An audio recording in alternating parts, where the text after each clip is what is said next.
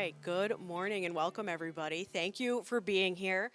This morning we are out here in Cheektowaga and I am Sarah Bonk, the Mental Health Commissioner, Director of Community Services here in Erie County, and I'm really excited to welcome Dr. Cunningham here to Erie County from OASAS.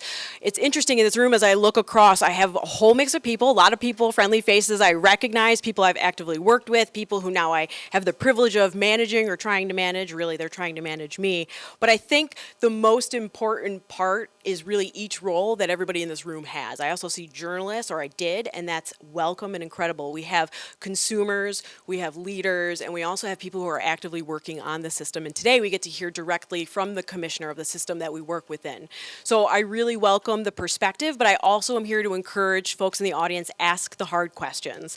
I think sometimes you'll find that I have a different leadership style where I like to put the hard thing at the center of the table and ask the hard questions, but I want the community to have those opportunities and privileges as well. So with that, I'm excited to introduce Dr. Cunningham from OASAS.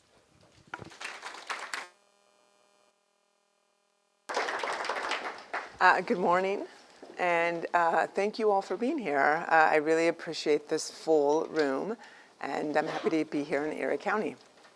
So I am here to listen, and so we have 2 hours to hear your voices about what's going on here regarding substance use. What are we doing well? What do we need to do better at? What are some of the gaps? Your experiences, your thoughts, and so really just welcome you to hear what you have to say. Before we get into a robust discussion, I want to name out, sort of set the table in a couple of ways. So the first thing is you'll notice that we have cameras and microphones. We're recording this, and part of the reason why is because we're going around the state. I want to say this is my 11th town hall, and we want to make sure that we're recording and capturing everything that you say, so that we can go back when we're done with this whole listening tour, and we're going to analyze really the themes that come out of all of these town halls to really see what New Yorkers need. And where the issues that we need to focus on. So we really want to have the recording. So even though people can hear you in the room, we're going to ask you to speak into the microphone so that we have that, we can really capture your comments.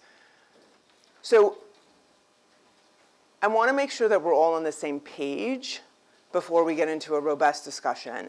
And so I'm going to cover 3 things. So kind of where we are in New York State in terms of the budget around addiction, where we are in New York State with the overdose epidemic, and then really what are the opioid settlement dollars and how are they organized and used in the state, so that we're just all on the same page, because sometimes there's some misinformation, and then we'll open it up for a discussion. So in terms of where we are in our budget, I have to say that working for Governor Hochul is a privilege.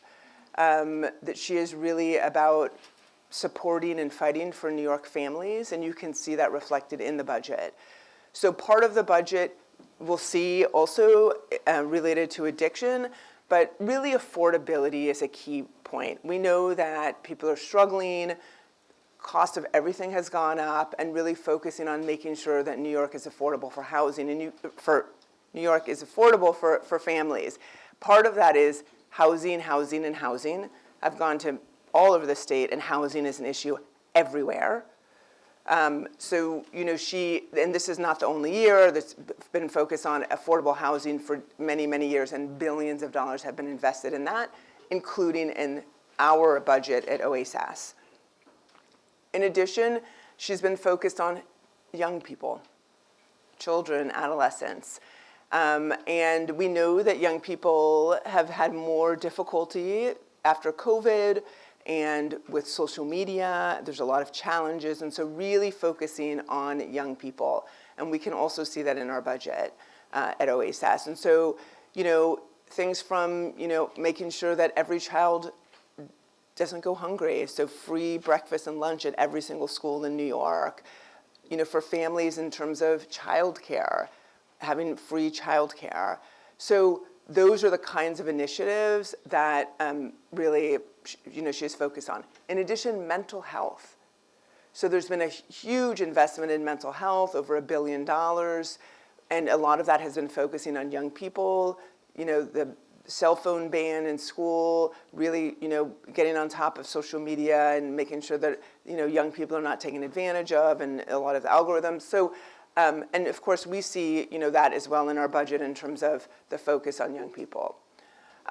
So overall, I have to say we're very pleased with our budget and the investment in addiction, and our budget this year is up 8%, which is over $100 million.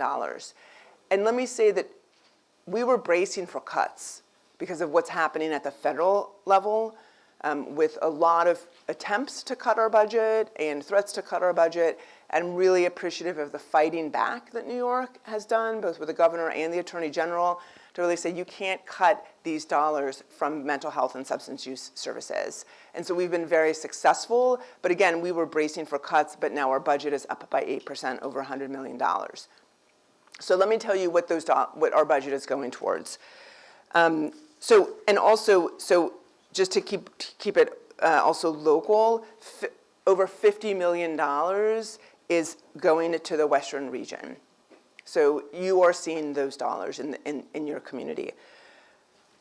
Workforce has been a big area, and we know that the governor has really also invested in education and getting a workforce, especially around technology and healthcare. And so we see that in our budget. So we have had now multiple years of scholarships to become CASACs or credentialed counselors, scholarships for certified recovery peer advocates, scholarships for prevention professionals. We've had 5 years in a row of increases to address inflationary increases. And this is a period where there was 10 years where there were no increases in of cost of living for the workforce. So this is 5 years in a row. Also increases in minimum wage as well. And so really making sure that the workforce is supported and we see dollars increasing for their salaries. Co-occurring care, so mental health and substance use, that's a big focus as well in this year's budget. We know that more and more people are having difficulty and have mental health conditions, and that overlap with addiction is even more common now than ever before. So we've heard from programs that administratively it's challenging to provide care for both mental health and substance use, and so we really have been focusing on trying to make it easier from a regulatory standpoint. And so the governor just signed a bill into law, so now there can be one single license for programs, so they don't have to deal with OMH, Office of Mental Health, and OASAS, but there will be one license, one set of regulations to really take the administrative burden off of the programs. In addition, we know that first responders also what they're facing really has shifted over the last decade or so, right? We know first responders are going out and seeing overdoses, they're addressing mental health crises, and so they themselves also now are at risk for developing, mental health conditions and substance use. And so really providing support to first responders in terms of their mental health and their substance use is also an area that we're focusing on in this year's budget. Gambling. Big package on gambling. I'm very excited about this. So as you know, online sports betting is legal, and as long as you have a device, you can bet on pretty much any sport. And that, is happening really across the country. I think a lot of people don't know that we cannot spend a single federal dollar on gambling. Cannot. In addition, the federal government does not actually do research on gambling. So we're left for the states to kind of have to figure this out on our own and have to fund this on our own. And so, I am very grateful for the dollars that we have in New York State to really do this work. And so what does that look like? So the first thing is making sure that insurance companies must cover treatment for problem gambling. That hasn't been the case before. In addition, using dollars to train our workforce and our programs. So there's not that much education and training on gambling, and so we need to make sure that our system has the expertise to be able to really address problem gambling, and prevent problem gambling from occurring. So really training our programs and the workforce with this knowledge. In addition, we, as I mentioned, because there's really a lack of research around problem gambling, we have funding to conduct research over the next 10 years to do multiple surveys to understand what people's attitudes are, what the behaviors are, where gambling is happening, how it's happening, so that we can better target prevention efforts and treatment efforts. As I mentioned, the governor is really focused on young people, and we can see that in our budget. So we have a lot to really enhance services for young people. So we are putting together a youth symposium in the fall to bring young people to hear directly from them about their ideas and how we can do better, to help them connect with peers. We're running a public awareness campaign right now. We want young people to create social media messaging, to speak to other peers about substance use, because we know young people use social media, and we know young people listen to each other, and so really encouraging them to create social media messaging, and then we will really broadcast it out across the state. In addition, we are announcing today, I think, awards for 12 new additional services for young people in our recovery centers. So expanding that work to make sure it's not just focusing on adults, but also youth, and we know that they have different kinds of needs and different kinds of services. In addition, there's young adult recovery residences. So again, knowing that there's unique challenges for young people, and so having recovery residences specifically for young adults. So that's ongoing as well. In addition, addressing equity is another area that's invested in the budget, and a lot of that work is really focusing on faith-based communities and faith leaders. And so we know there's a lot of stigma around addiction and around addiction treatment, and so people may not come to us in our system, but may go to their faith leaders, right? And we want to make sure that faith leaders, can talk about addiction in a way that doesn't stigmatize it, and can be connectors, so can know what resources are in the community and then connect people to those resources. Finally, in this year's budget is the opioid settlement dollars. It's $111 million.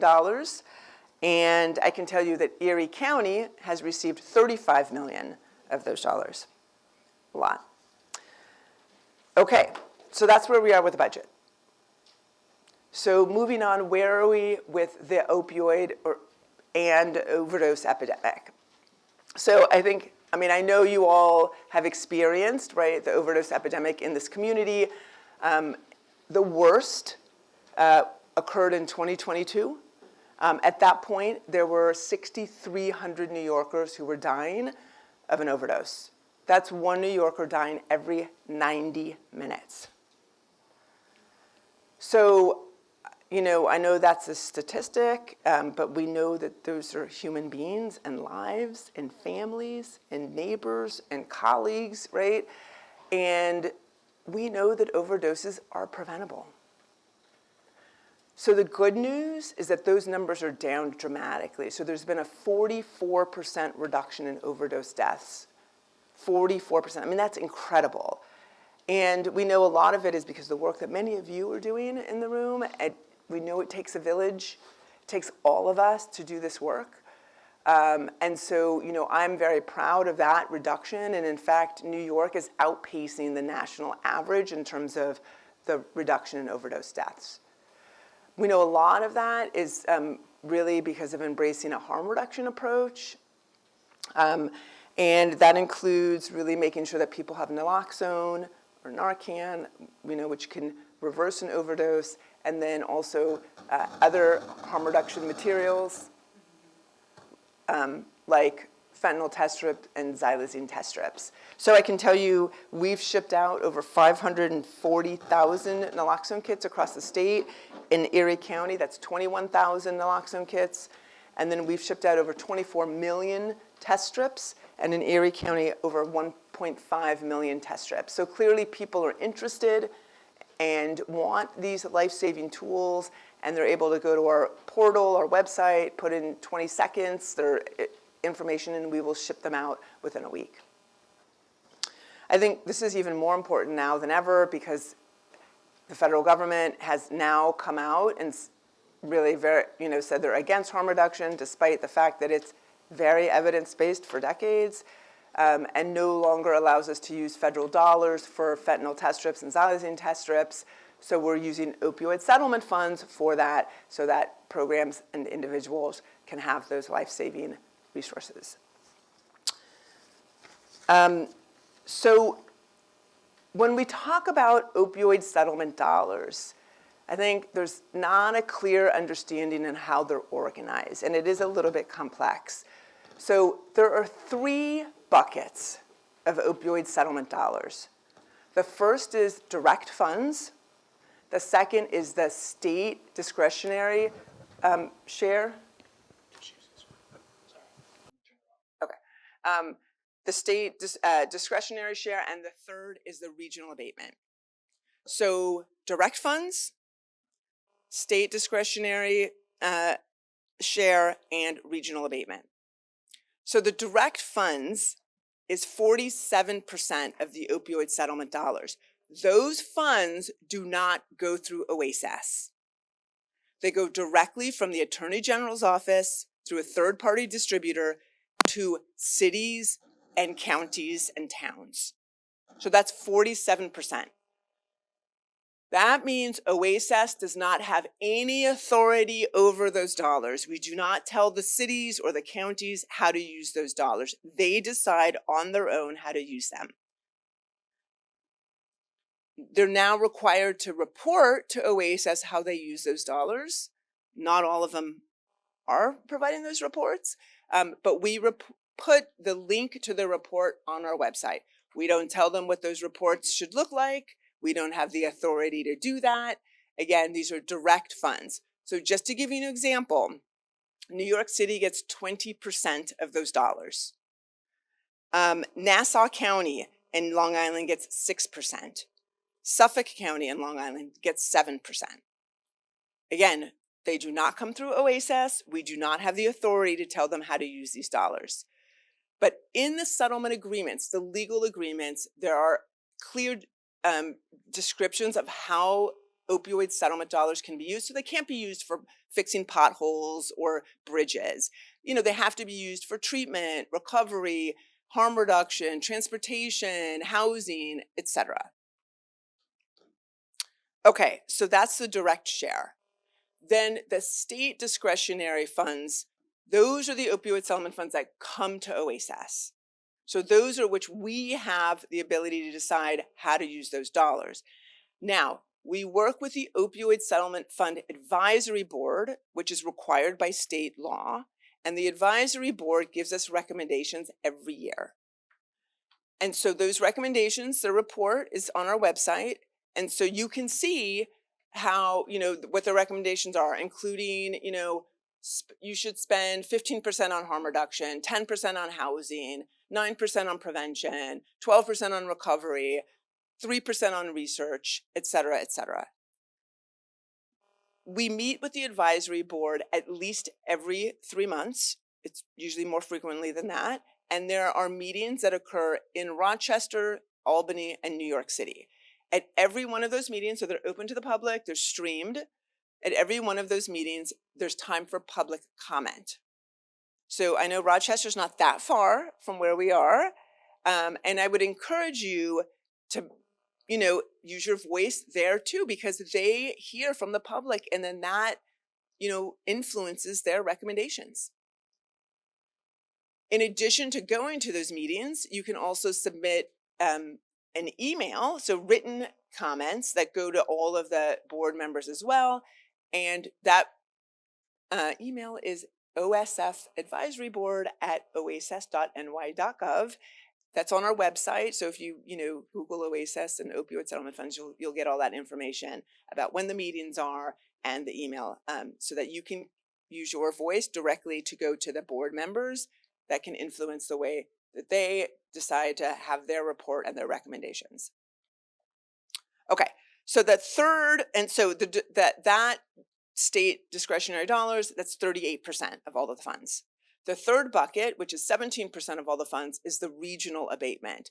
And so the regional abatement are dollars that come through OASAS administratively and then go directly out to the counties. So again, with those dollars, we do not tell the counties how to use those dollars. They decide on what the local needs are. So they can do, all of it in housing, or half of it in treatment and half of it in prevention, or whatever they feel like the needs are, they can use those dollars in that way. The counties then report back to us about how they used those dollars, and we put that on our website. So we have made the OASAS the dollars that come through OASAS, we have made over $454 million available to communities. We are leading the country in making the amount of dollars that are available and the speed in which those dollars are going out to communities. I'm very proud of that work. In addition, we have 100% transparency of those dollars. So you can go on our website and you can see how every single dollar is being used. You can see how much money every county is getting. You can see how much money is going for treatment, prevention, recovery, housing, transportation. You can see which programs are getting those dollars and how much they're getting. So it's not a secret, right? These dollars came to us because of court cases against pharmaceutical companies and distributors, and those who were selling opioids, and they're because people died. And so I take this very, very seriously, and using those dollars responsibly and making it transparent so that you know where those dollars are, so we can prevent the overdoses and deaths going forward. So how are we using those dollars? So just to give you some very high level examples, over 80% of those dollars are going to priority populations. That includes people who are coming out of jails and prisons. That includes people who are at higher risk of overdosing and dying, which in New York is Black individuals, Hispanic individuals, Native American individuals. That includes pregnant people. That includes people who are unhoused. So really making sure that we're reaching those who are at highest risk. We've had over 170,000 encounters because of the funding for opioid settlements. We've had over 2,000 scholarships for credentialed counselors, peers, and prevention specialists. We've reached over 13 million people, New Yorkers, through public awareness announcements, and we've distributed over 26 million harm reduction supplies. So those are just some ways in terms of how those dollars are being used. I think a lot of the focus now has also turned to well, what is the impact, right? What are we getting for the money? And so we also are doing an evaluation of these dollars and the initiatives. In addition to, there's a part of the dollars are being used for research, and so NYU is also doing research as well, so both OASAS and academia. And so really being able to understand what the impact is and how those dollars are being used. So we have presented this information at the Opioid Settlement Fund Advisory Board meetings. We have slide sets that really describe all of the different initiatives and the impact. All of this is available on the website. And so if you want to take a look at that, it's there. Okay, so bringing it a little bit more close to home, what does this all mean for Erie County? So Erie County providers have received over $35 million in opioid settlement funds. Over $4 million has gone for recovery services, over $4 million for treatment, over $1 million for workforce, so these scholarships and paid internships. over $500,000 for harm reduction, and then over $28,000 for grassroots organization. And then in terms of the regional abatement dollars, over 25 million has gone to Erie County. So Amhersttown, Cheektowaga, the city of Buffalo, Lackawanna, Lancaster, Tonawanda, and then Erie County. So $25 million, $25 million. So this is just all to say these dollars are coming to this community. And again, all of this information is on our website, so you can take a look to see exactly, how much money the town, the county's getting, which providers are getting dollars, and what it's going towards. Okay, so that's my spiel in terms of making sure we're all on the same page in terms of these dollars. And now I'm really here to listen to you all. So again, we're going to ask that you speak into the microphone. We have microphones, and we can get started.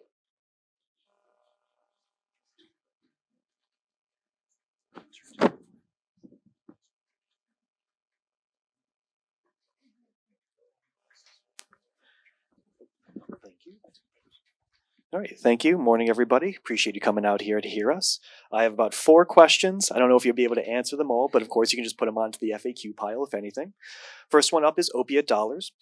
Are there any current discussions or plans around accessing additional opiate settlement dollars for prevention, harm reduction, treatment, and recovery services with a specific focus on harm reduction services and grant dollar usage in light of the recent EOs, the executive orders? The other question is regarding SAMHSA. Recent messaging from SAMHSA through their Dear Colleague letters seem to indicate a potential shift from the low-threshold buprenorphine model and away from allowing MAT-only services without counseling. What is the plan for New York State for when or if this becomes an EO for those services and recipients? Can I keep going? Okay. I mean, I'm happy to respond if you. Okay, so I can tell you. So right now, in terms of harm reduction, so we do use the settlement dollars for harm reduction, and it's really based on the recommendations from the advisory board, right? So the advisory board tells us we want you to invest 17% or 13% or 12% in harm reduction, and we do that. So it really is based on the recommendations of the advisory board in terms of how the dollars are sort of split up. They decide what the categories are, and they decide how much money goes into each category. So, and we follow that. So harm reduction has been one of the, largest, has received some of the largest amount of money compared to some of the other categories.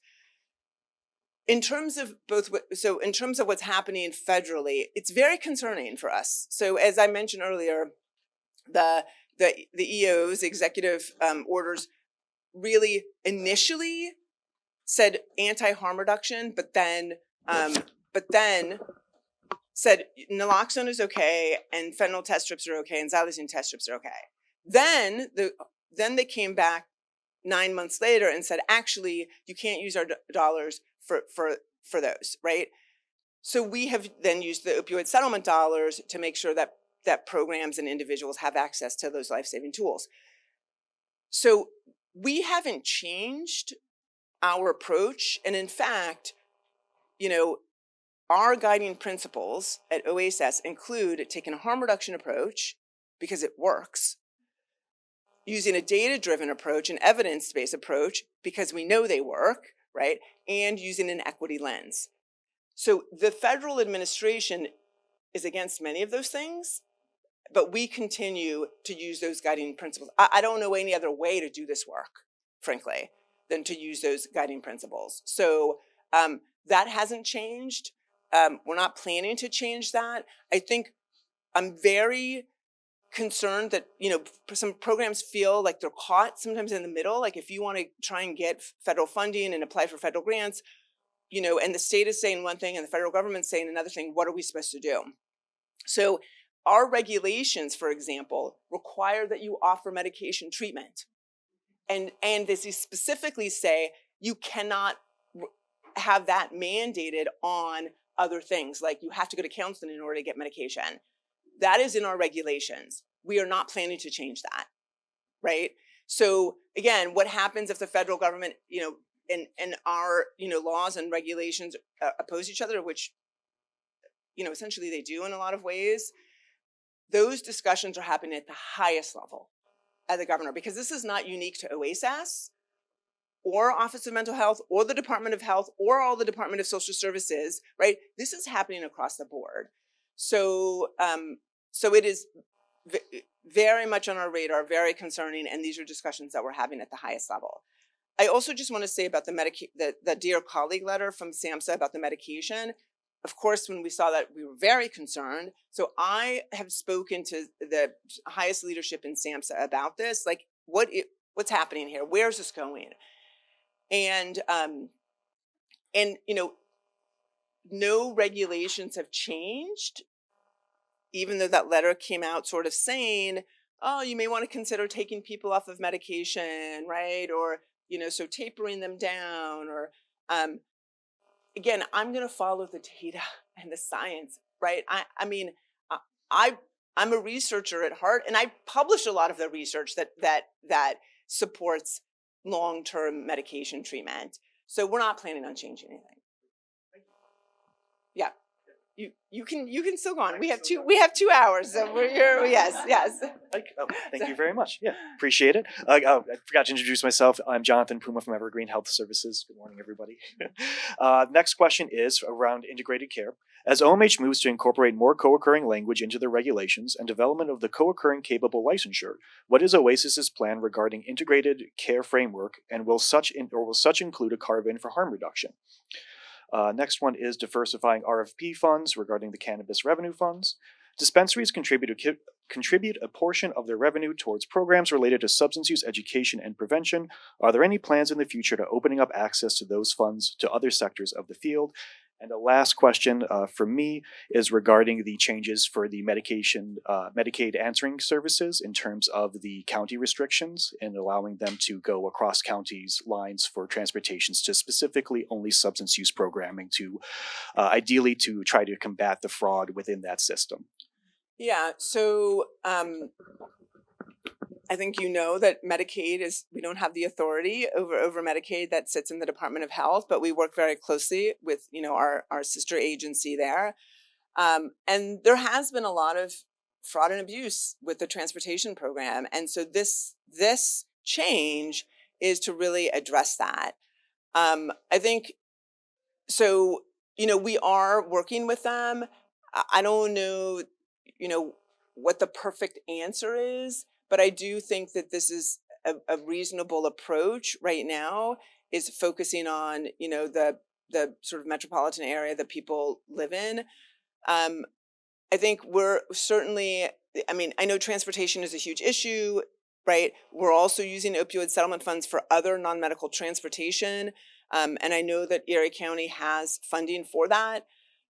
So we are trying to think about all the different ways in which we can address transportation as a barrier. And so certainly some of it can be reimbursed by Medicaid, but even others that, other kind of transportation that we will provide the dollars for and support. So I think, again, we're working with the Department of Health, and we're monitoring this to make sure that, if there's a negative impact, that, perhaps we should modify our approach. I'm not sure, but I do think that it is a reasonable approach given where we started from with a lot of that fraud and abuse. In terms of cannabis dollars, so we're also excited in our budget. We have a large appropriation for cannabis dollars to spend on, prevention, treatment, harm reduction. So we work with the Office of Cannabis Management closely to really coordinate our efforts. So I'm not sure if your question was about, can we spend it on things that are not related to cannabis? Yeah, just kind of opening up the funds to additional. Right. So right now in law, really we have to, that those dollars can only be used for cannabis related activities. Yeah. And did I hit on all of them? Was there one other? Oh, integrated care, right.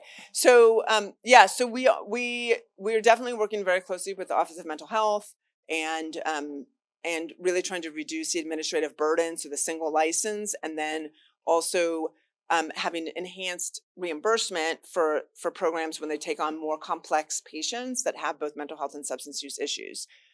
I think, is there going to be a carve out for harm reduction there?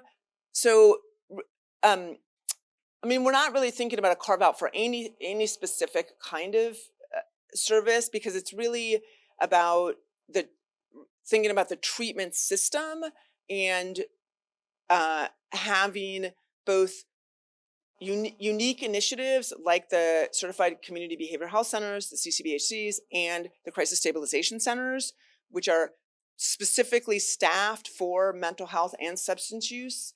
And then within the sort of rest of the system, encouraging more treatment for co-occurring disorders, and then having less administrative burden and higher levels of reimbursement for the more complex cases. So that can kind of happen in any setting. And so it's really open, to any of the providers that are treatment providers.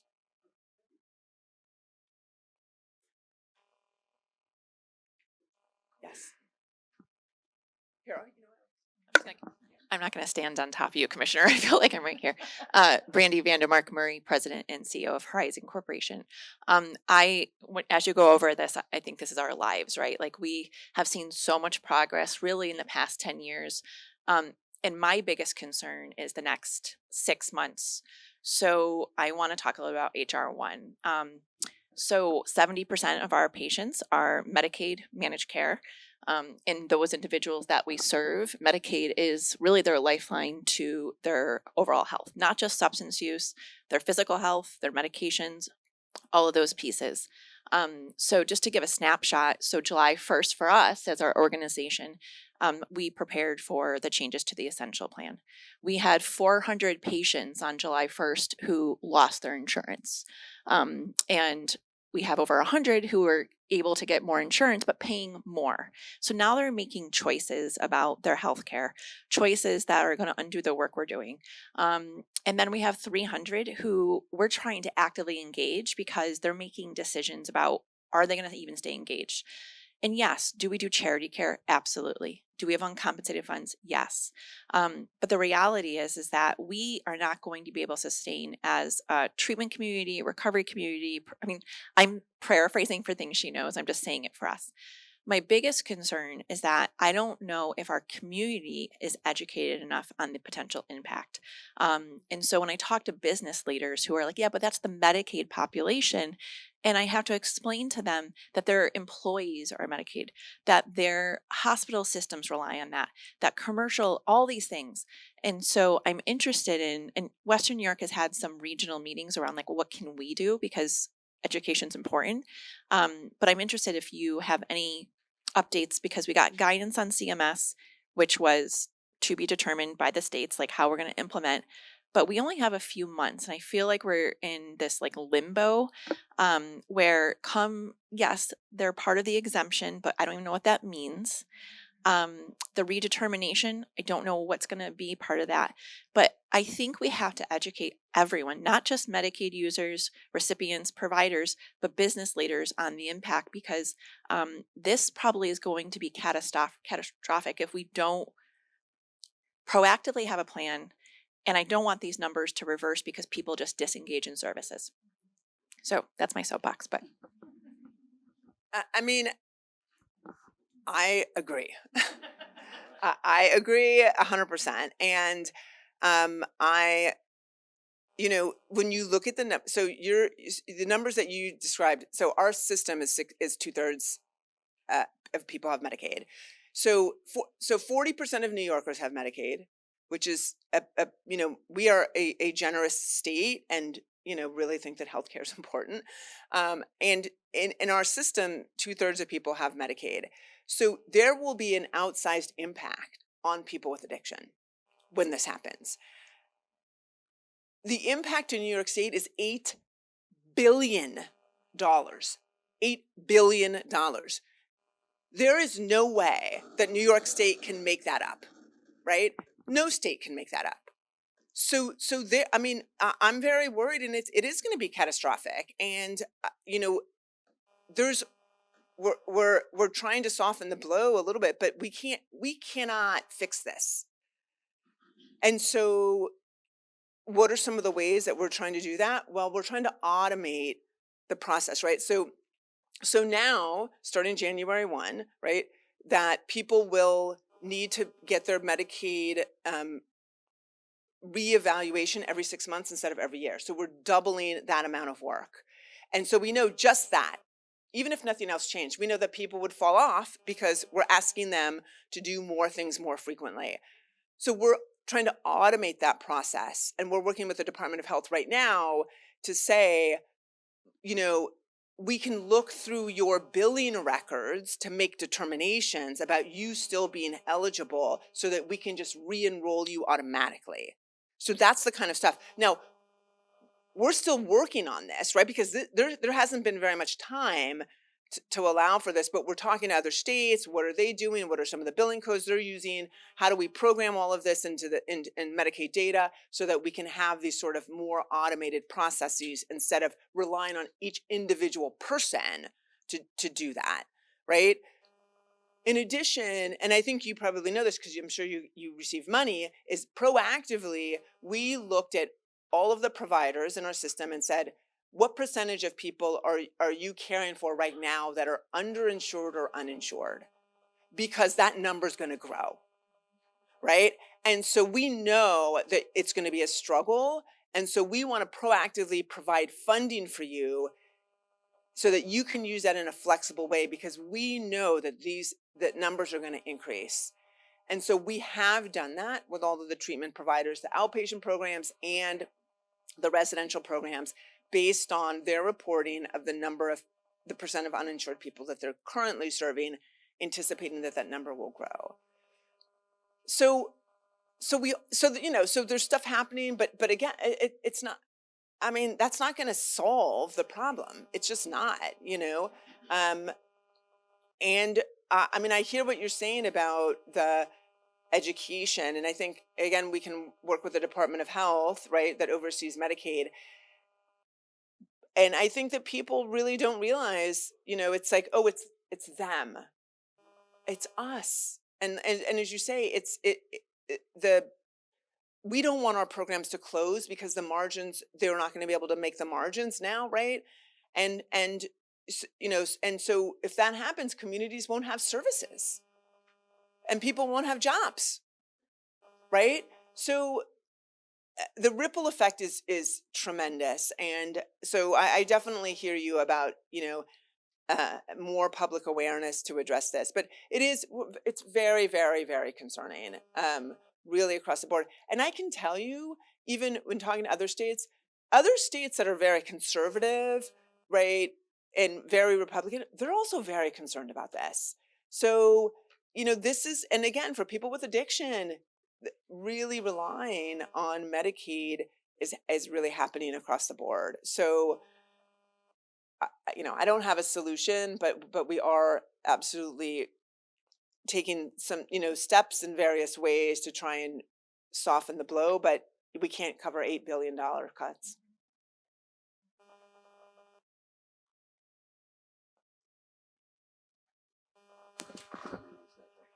Thanks. I guess I'll sit. I feel like I'm like right here. Jeremy Hitt with Horizon Village. And so I know a lot of topics around money and the workforce. And so this is related to workforce, but not about money. I think there's, as you mentioned, you're doing a lot to reduce administrative burden, and you've done a lot to support the workforce, and I appreciate all of that. And I still think there's work that can be done specifically regarding reducing administrative burden around Justice Center reporting, abuse and neglect kinds of cases, and the CASAC credential reporting in regards to concerns related to CASAC. When we work with the Justice Center, we don't really get a lot of challenge or scrutiny. We're very supported by the Justice Center on our attempts to mitigate and resolve, investigate those incidents on our own.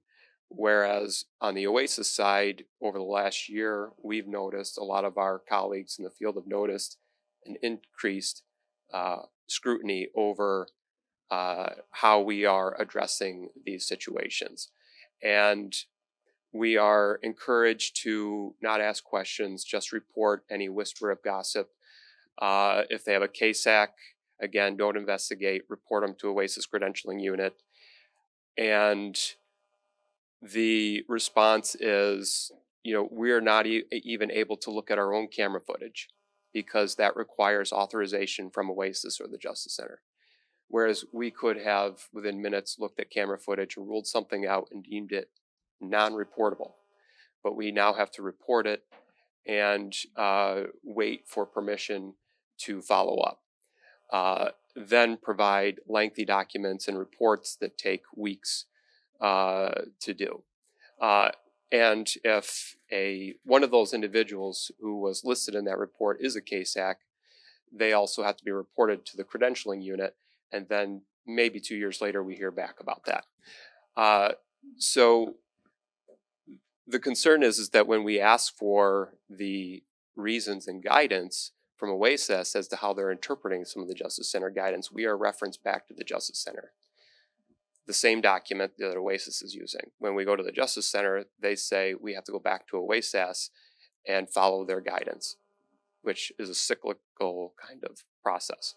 So, it's very challenging for us to know how to move forward in some of these situations, while at the same time being told we have to update our policies and procedures routinely and retrain hundreds of staff in regards to something that the guidance we have from the Justice Center, we feel we already were very clear and followed, but we have to follow additional guidance that we can't get guidance on.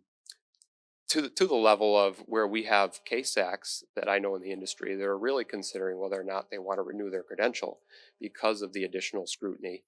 And plus they have to have twice as many CEUs compared to a license every 3 years to renew their credential. I do want to commend you, though, on the work that's been done with the renewal process because it has been streamlined. I'm hoping that there's additional work that can be done for that, though. Yeah, so I appreciate that comment, and it's not the first time I've heard this comment. So yeah, so I mean, I hear you, and actually, I know this is an issue, and so obviously, we in our system we have a vulnerable population, and we have to make sure that they're not taken advantage of. I do think that with the Justice Center incidents, there's so many of them really lead to nothing, and it creates a ton of administrative work. I'm aware of that, and actually I'm looking at the data in our own system, in our own addiction treatment centers, exactly at this, like how many incidents are there and how many of them are actually founded, and 2/3 of them are unfounded. That is a lot of work for things that are unfounded and are just like complaints that really don't deserve this sort of level of investigation, right?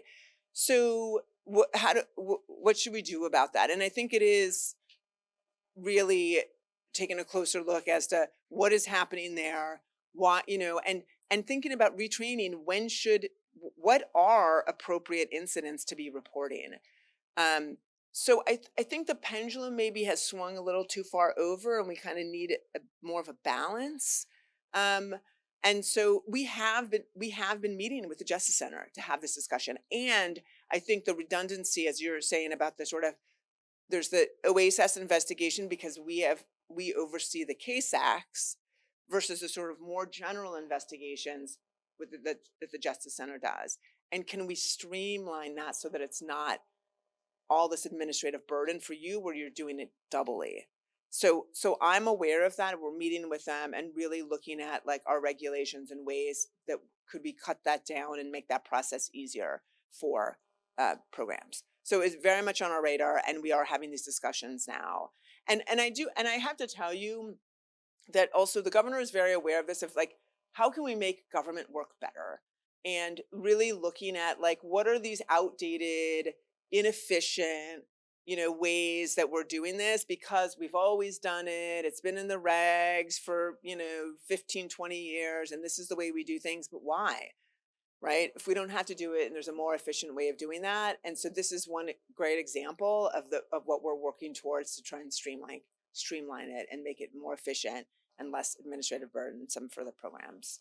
So definitely hear you, on our radar and working across agencies to improve that.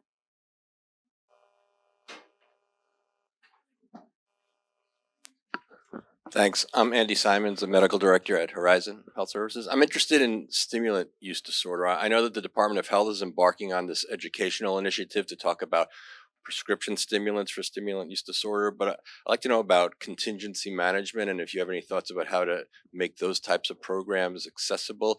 I was watching a PCSS webinar, and it said that if contingency management were an FDA approved medication, it would be standard of care. So any thoughts about how to implement that in our programs? Yes. All right. And I agree 100%. I'm very excited you asked that question. So contingency management, so that we're all on the same page, right, is a well-described, well-studied intervention for people with substance use disorders. And essentially it's providing monetary, goods that have value. So it could be dollars, it could be gift cards, it could be a variety of things for certain behaviors. And so, and for behavior change. So what that looks like in addiction, and I have to tell you, I know this very well. I actually had a federally funded study on contingency management for people who had opioid use disorder or stimulant use disorder and HIV. And so ran a study, have published on it, know it works, but also that it's very difficult to implement in the real world. So the studies, basically people, the staff meet with patients twice a week, and based on their toxicology test, if the toxicology test comes back negative, they immediately get a debit card that is filled with $3, and then the next time they come, then that builds to $6, then $9, then $12, then $15, and it builds over time based on having negative toxicology tests. And so over a period of 6 months, people can earn several $100s, and so we know it's effective. There have been changes in our ability to do this. So SAMHSA had made regulatory changes, and some states, not New York yet, but have 1115 waivers that allow Medicaid to fund this. So there's been movement for people, realizing that this is, one important treatment option.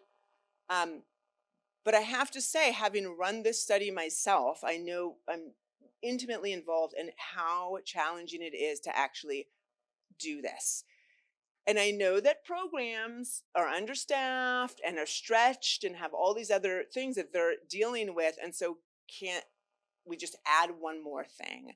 So bottom line is we've been in discussion with California, has this project that they're doing across the state and using technology to really take the burden off of the programs and use some of the technology and programs there. So we have gone across the state. We have looked at who is providing what, which programs are providing the largest number of care for people with stimulant use disorders, met with them, told them about our interest in doing this, wanted to see who was interested in piloting an intervention to do this.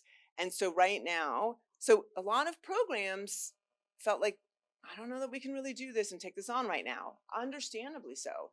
But right now, I want to say we have 8 or 10 programs that said, yes, we want to do this. It's all across the state. So we are in the middle of contracting and working with the folks in California who are doing this, and a company that has the technology. So I'm very excited about this. So it is happening, and it, yeah. Again, the question is not does it work. The question is, can our programs implement this? And so if they can, I would love to expand it across the state. So we'll see what's happening. I think that I think that this will actually be implemented, I would say, in the next 6 months. And then, we'll look closely to see if it's feasible for our programs to do this. And if not, how can we then make it more feasible for our programs to expand this treatment option? So I'm very excited about this, like really excited about it. And let me just tell you this. I know a lot of the focus has been on opioids. Rightfully so, given, the history of opioid prescriptions. But what people also don't realize is over half of the overdose deaths involve stimulants. So I think we've focused so much on opioids, and look, we have dollars for opioids. We can't spend them on things that are not opioids. We also have, the opioid settlement funds. We also have state opioid response grants that we get from the federal government. Again, opioids, which to some degree is a disservice of like, well, what about alcohol? The most commonly used substance in the United States, right? What about stimulants, which is accounting now for half of the overdose deaths? What about cannabis? Because of the changes in in our policies, and now cannabis is legal.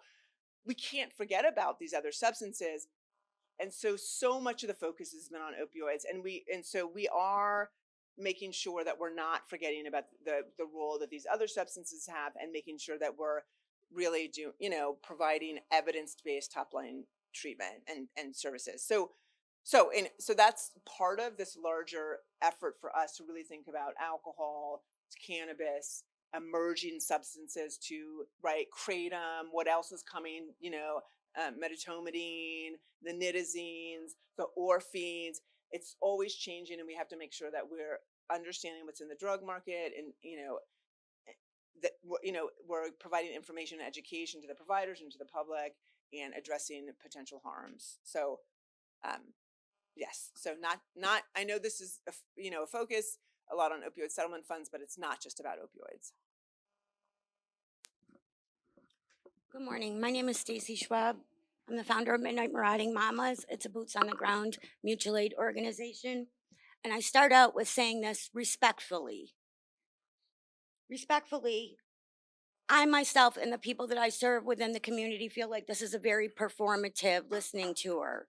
If you were concerned about what we had to say, you wouldn't have left the Black Balloon Day minutes after it started, before the reading of the names, and before the families had a chance to speak. Respectfully, I ask, what does harm reduction actually mean to OASAS? As somebody who provides harm reduction every day to my community's most vulnerable human beings, harm reduction is a lot more than just naloxone and test strips. Harm reduction is clean needles, a place to dispose of them, a place to take a shower, food, love, compassion, clean underwear. I could list on and on and on. And all I hear are naloxone and test strips.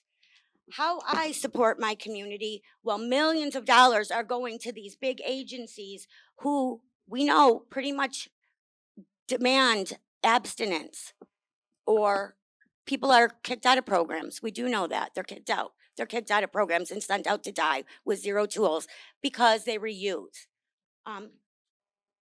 Because of this community and people in the room, a lot of people in this room, these are just a small sampling of the past 2 months worth of Amazon things that I receive in the mail from the community to make sure that my community is cared for. In the meantime, millions of dollars are going to great big organizations. Where's my little paper here? Sorry. Okay. This tour has been, the scheduling of this tour, it's been scheduled at times that are very inconvenient to people who have to work, people who are struggling to pay the bills, the co-pays, and to keep their kids alive. What else? It wasn't advertised very well. This is a smokescreen here. Really, you know what? You talk about Governor Hochul being on our side, and the advisory board making suggestions. Let me ask you about overdose prevention centers, because as a person who once used substances chaotically, and a person who serves people who use substances every day in this community, we have come to the board over and over, the advisory board, and we've told them what our people want. We've told them what will keep our people alive. They present it to you, and it's kicked back over and over again. I'd like to know about overdose prevention centers. That's what I'd like to know about. I'd like to know about what we're doing to meet the people who are still using substances chaotically every day.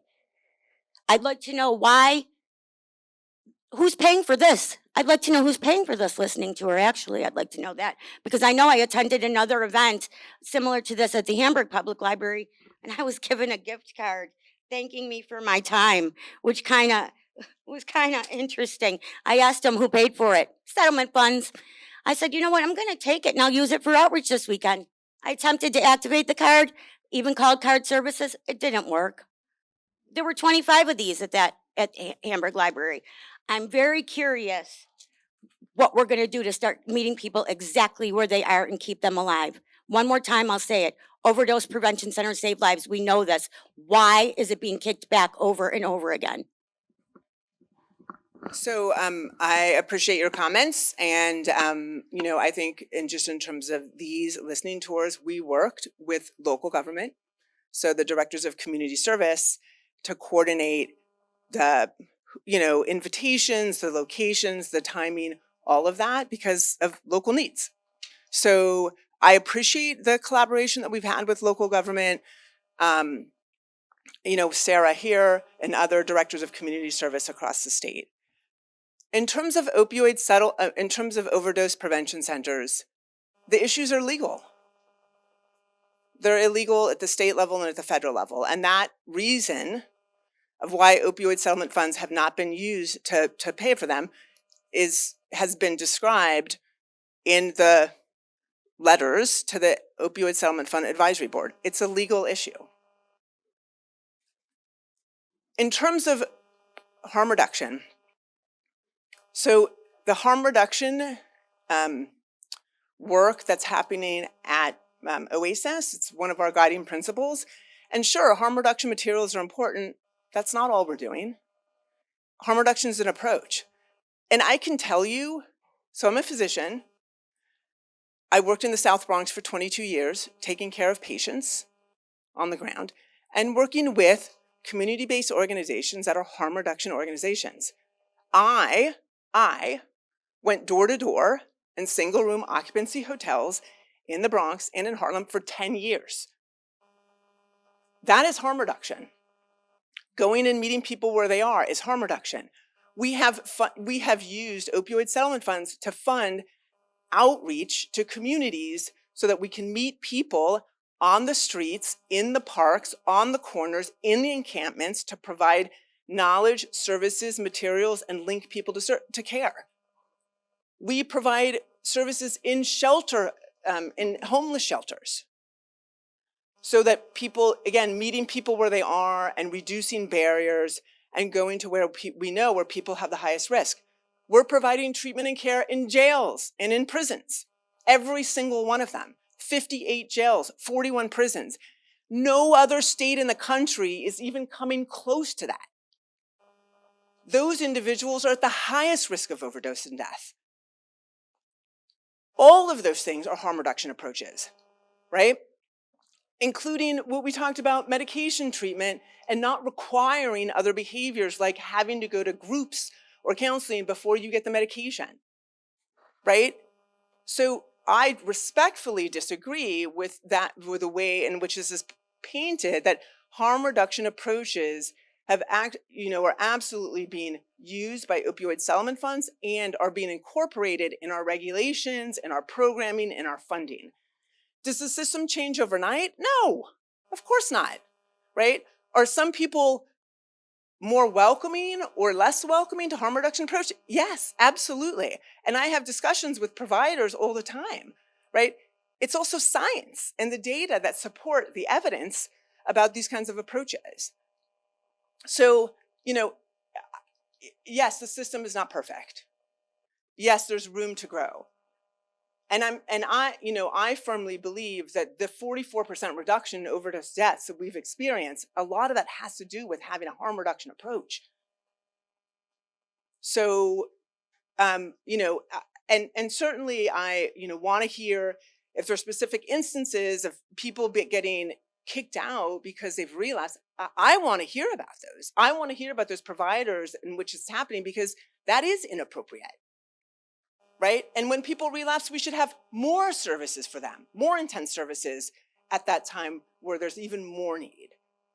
So, I mean, I feel very strongly about this.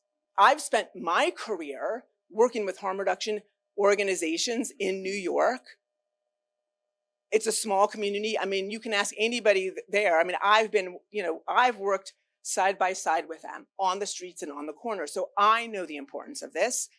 And that is one of the things that I brought when I came to OASAS is we have to have a harm reduction approach. So, I think you can see that in a variety of ways through the work that the agency, again, funds and regulates, and the providers.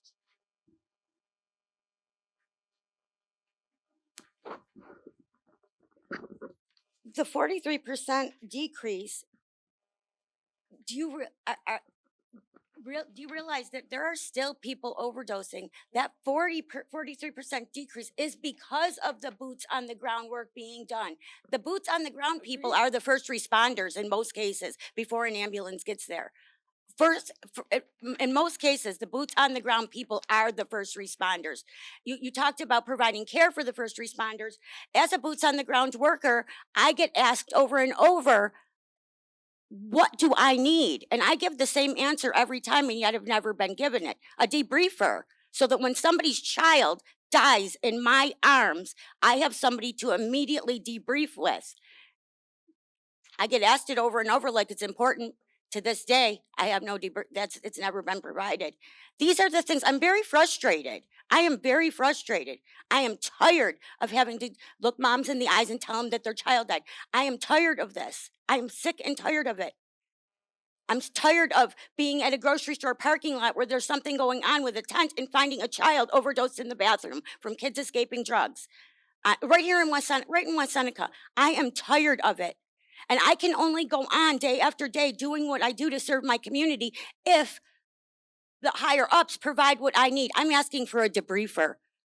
So I agree that the work of the 44% reduction in overdose deaths is absolutely because of the work that everyone in this room is doing. So I really appreciate that and thank that. And it takes a village. It takes everybody. So I think my also comment about the first responders, I can more clearly define as EMS, fire, and police. That is who we are focusing on in terms of this initiative. So, and working again across agencies with the Office of Mental Health to really support those individuals across the state. We have a lot of, okay. Hi, my name is Chris Arzinski. I'm the founder and CEO of Creative Restorations. We're also a boots on the ground organization that was founded by peers for peers. All of my staff are in active recovery, and when we started out, we were able to provide outreach in the streets 5 days a week. And then over the course of time, there was RFPs released that unfortunately we didn't make the cut for, and other agencies were. So what I've seen in my experiences within Erie County is it's very political here. If you don't know someone or rub shoulders with someone or are friends with someone, you don't get funded. And that's just a sad reality sometimes of the work that we do in this space. And maybe that's my fault. I'm a little abrasive. I kind of speak my mind a little bit and say the things that others in the room have trouble saying. And that's because of what I went through and experienced in my own addiction and recovery. So what I'm wondering is, and this is the elephant in the room, how does it make you feel when you hear that the city of Buffalo has used thousands of dollars for lawnmowers, snow blowers? I've never known a lawnmower or a snowblower to get a person into treatment. I've never known a lawnmower or a snowblower to provide Narcan or harm reduction or access to basic needs and health-related social needs services. We do that. So my question surrounding that is, I know you have certain bylaws with the funding. You mentioned that, right? Certain funding streams are allocated to governments and they're allowed to do what they want with them. But maybe it's the time for us to have an ombudsman there to oversee the disbursement of these funds from OASAS, because it's obvious that the city of Buffalo and Erie County aren't doing what they're supposed to be doing. To a degree, I have been a part of a lot of great initiatives like the Erie County Department of Health's Detect to Protect campaign. I was instrumental in providing guidance and information as it relates to that. And I even provided myself for that initiative. But it was $1 million that was spent on a media campaign that was touted as getting 12 million impressions and 100,000 views on social media. Ma'am, I can show you 100,000 views for my TikTok. 6 TikToks. Is that a good way to spend $1 million? My question is, Erie County has over $40 million in surplus money. Why didn't they put an in-kind donation to go towards that $1 million? So that way half of that million could have went to the community-based organizations that were in that impact media marketing campaign. Because a lot of us are struggling to sustain what we do for the community, okay? I've never known the Edward Cotter Icebreaker and their speakers to provide rides from the streets to detox and sit there for 12 hours while you wait in ECMC to get that person to bed. And you don't leave them because you know if you do, they're going to leave and they're going to die. Ma'am, it's frustrating for me because I live this. It's frustrating for me because my addiction took me to places that nobody should ever go to. But yet we have all this money that's here, and we've invested in the clinical aspect of things wholeheartedly. I love it. But those clinical organizations call me and my organization to get a person into housing and pay for their rent. They call me to provide non-medical transportation. They call me to provide clothing, hygiene, and food assistance. But these are the agencies you're funding through these RFPs, while us little guys are left holding our empty pockets while trying to string together and tape together initiatives that serve our community. And I just want to give you some numbers because I only have a staff of 6 people, okay? In 2025 alone, we received 2,700 calls for help, okay? 6,314 individuals we provided service for. 3,414 of those people were just food. We provided over 323 linkages to treatment. That was over 203 rides to inpatient treatment, with the rest being outpatient linkage. We've provided families to the degree of 1,101 individuals were able to eat a Thanksgiving dinner because of us. 300 kids got toys. We provided 41,000 of rental payment assistance to those that were leaving treatment and in need of a place to stay or facing eviction. But then when I see the city of Buffalo spending money on equipment for firemen, money for snow blowers and lawnmowers, were those lawnmowers used to cut the grass to see the dead bodies in the empty lots? Like, I'm really struggling here because the work that myself and my staff do, man, I work 12 hours a day. I put my personal phone number on a brochure so that way when people are on that ledge and they're struggling, they call me, and guess what? I answer. Doesn't matter what time of the day it is, because I've been there, I've done that, and I know what our community needs because of that lived experience. So I know that's a lot to unpack, and I apologize for that. But your advisory council in the last meeting stressed to you the need to invest in community-based organizations, to invest in these agencies because, like this woman so kindly pointed out, we are that first line of defense. We are that agency that these bigger agencies call for help because they don't do what we do. So I need to know, how much of the funding do you intend to put towards these community-based organizations just to get them up to capacity so that way they're on a level playing field when it comes to RFPs and grant submissions with these bigger organizations? Because I can't, personally, ma'am, I can't keep asking my kids to pack Narcan kits for me. I can't keep asking my kids to make bag lunches for me. I need the ability to operate. I need the ability to continue to do the work that we do because it's meaningful work. And if it wasn't meaningful work, the representatives from each one of these agencies that have called my agency for assistance, they wouldn't be doing that if it wasn't meaningful, right? They wouldn't do that if they needed that. And this is the last thing. This is the one space where there's been no real change in the treatment modality, the way we offer the services to our folks, in a sense, or what we offer. I'm a firm believer in Abraham Maslow's hierarchy of needs. Addiction doesn't happen in a vacuum, and neither does recovery. So how can we, as providers, treatment individuals, expect individuals to recover, to get better, to get well when they don't know where they're sleeping. They haven't eaten in 2 days. They smell like all of outside because that's where they live. They don't have any hygiene items. They don't have a pot to pee in and a window to throw it out of. And we're the only people that can provide that for them. So I want to know, are we going to embrace that Maslow's hierarchy of needs a little bit more and understand that people are never going to reach that precipice of recovery when they're in survival mode? Okay? Are we going to embrace that? This is what we're taught in college as clinicians and peers, is to embrace Maslow's hierarchy of needs, but no agency uses it but ours. That's mind-boggling to me. Thank you. So let me just respond about the city of Buffalo. As I mentioned at the beginning, there are direct funds. Those dollars we don't touch those dollars. They don't come through OASAS. We have no authority. So I can't speak for the city of Buffalo. I mean, this is the Attorney General's office. It is structured in this way, the settlement agreements.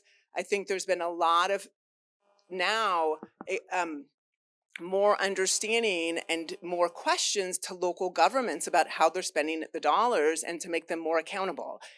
And again, I'm going to say the things that are under my control, and we have worked really hard to make that transparent, to make that information available, to hear from, communities, to have the public be able to comment at the meetings, and we follow the recommendations of the advisory board. So I just can't speak to local governments who are getting dollars that do not touch our agency. They report, they're supposed to report now. This is a new law to us.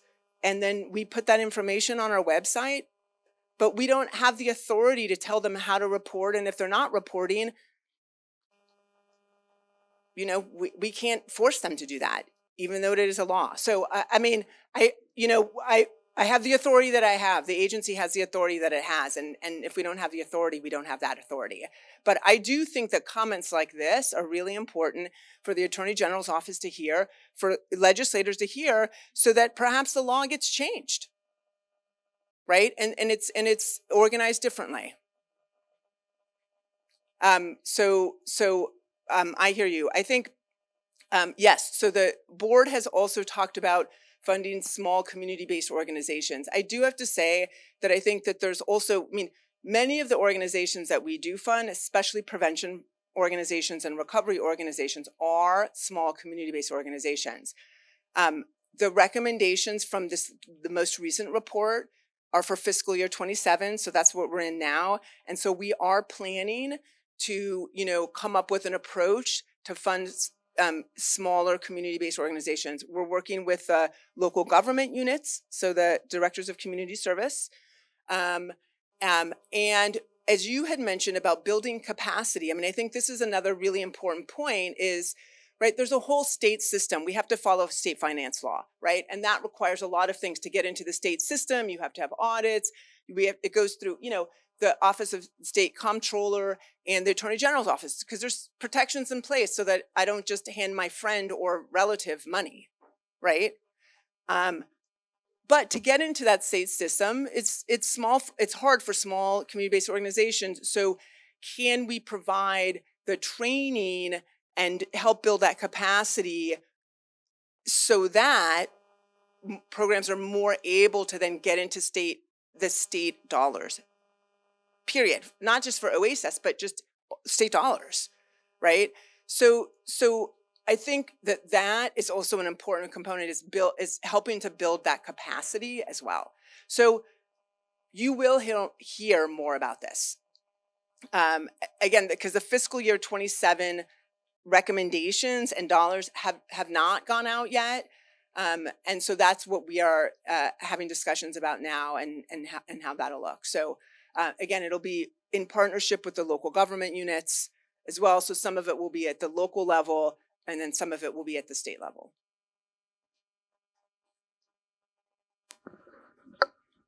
Hi, my name is Tigwanda Alford, and I'm a life coach at Mental Health Peer Connection, MHPC. We work with individuals with mental health and substance use disorders and obtaining houses. And we were promised that new housing projects will be coming up this year that would help those living on a fixed and living in federal poverty limit. All the people that we are assisting in obtaining this housing are getting denied because there is no minimum requirement of $26,000. Therefore, automatically those living in the federal poverty limit and on benefits, those with mental health and substance use disorders are getting denied housing throughout Erie County. So I know housing is a big issue. And, you know, I know the governor has invested billions of dollars in housing over the last several years. And I know that housing is a very important part of recovery, clearly. We're not a housing agency, but we do have housing in our portfolio, and we do spend opioid settlement funds on housing, specifically transitional housing. So as people are coming out of jails or prisons, or as they're coming out of residential treatment, those are the priority areas for transitional housing. People can be there for 6 months to 12 months, and it's really to help people then move along to get more stable housing. In addition, we also, you know, fund other permanent supportive housing, but I can tell you, we have about 3,000 slots, so we're small.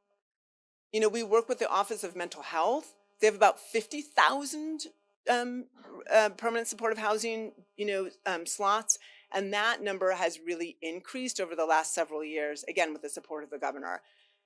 Many of the individuals in the OMH housing also have substance use, and so that, you know, they certainly qualify for that as well. So there has been a lot of effort to expand housing, and funding is going into housing at many levels, you know, at the OASAS, at the OMH OASAS, and just in the governor and just in general for affordable housing. But frankly, let me just say this. We have not invested in affordable housing in this country for decades. We're not going to make it up overnight, right? We're not going to make it up overnight. So I think there are a lot of efforts, and there's real money going to do this, and it's going to take time. But I think there's not a single meeting I go to where housing is not discussed. Let me just say that. So I know it's a big issue. We are funding it, and it's going to take time, and we're so far behind for decades. Hello, my name is Nicholas Durkin, and I'm a certified recovery peer advocate. My question, I actually got a couple, but I'll try to keep this quick. As far as like substance use or stimulant use disorder, you said that, you know, half the population or the deaths are from, you know, the combination of both of them. Is there anything being done to help as far as like rapid treatment or getting into detox or something along those lines? I've worked at several different places where it doesn't meet the criteria, and the moment of opportunity when somebody is trying to put something down is very small, and there's really like our hands are just tied. Like we try to make the phone calls and different things, but it seems as though it's set up so that a person is designed to fail because they're finally at their end. They're trying to go somewhere and they're denied treatment.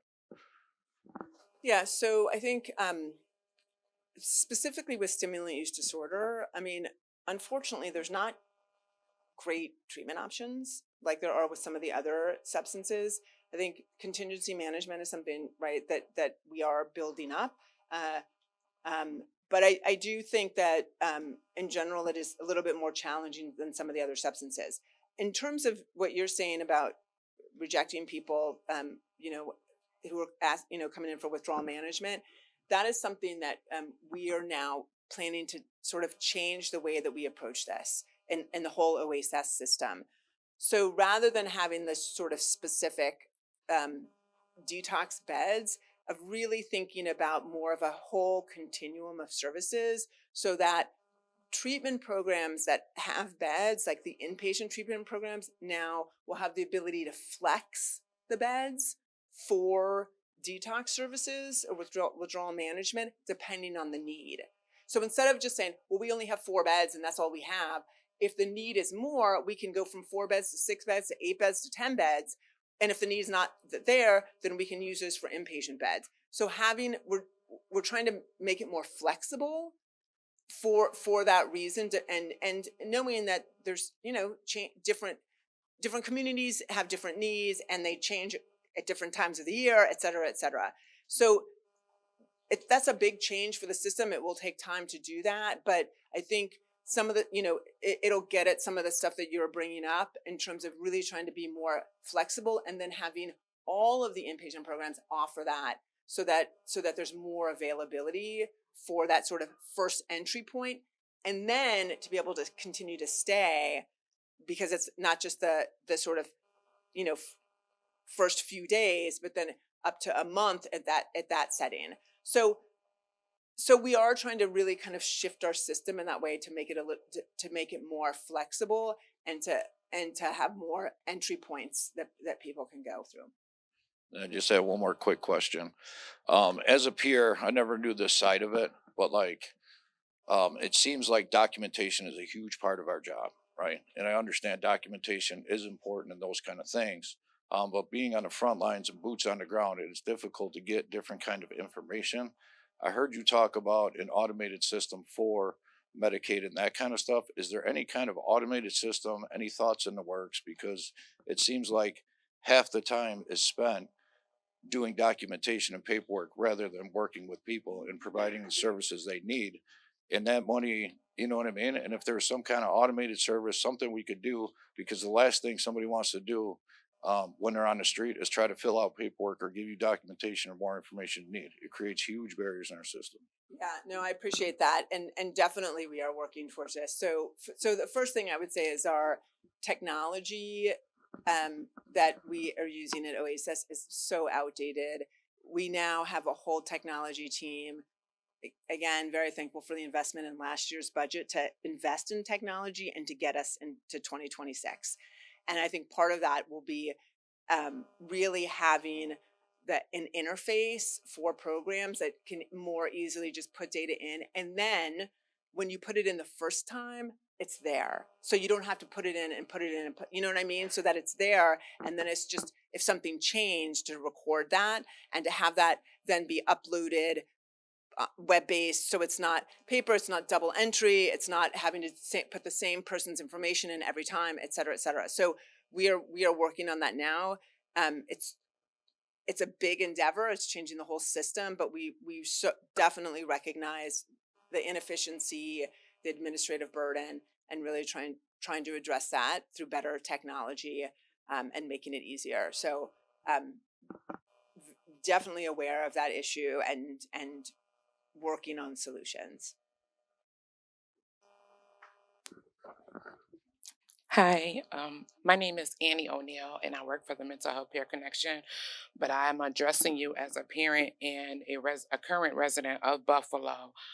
Recently, I had a situation where my youngest child, a young adult, he's 19 now, who has disabilities, was approached by an adult who introduced him to ecstasy. I went to Erie County Medical Center because my baby took 4 and was behaving strangely because, I really did never come close to addiction. And I was told, oh, well, we don't help with that. And the only way you can get over ecstasy is just to stop doing it. That didn't help my child. Me and my community and my church is helping my child.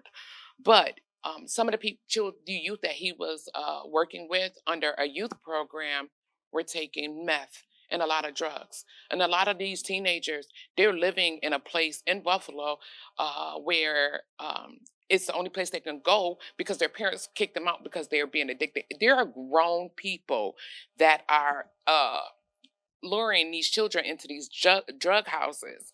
And so as you discussed the OASAS funding and where it's going, I wanted to ask about the families living in the neighborhoods where illegal drug houses continue to operate. Many of us parents are watching our children and our teenagers being lured into these houses. They're disappearing for days and returning after being introduced to drugs or becoming more deeply involved in addiction. Our concern is that many of these locations is well known within the community, yet they seem to remain open for years. Us parents feel like we have nowhere to turn to.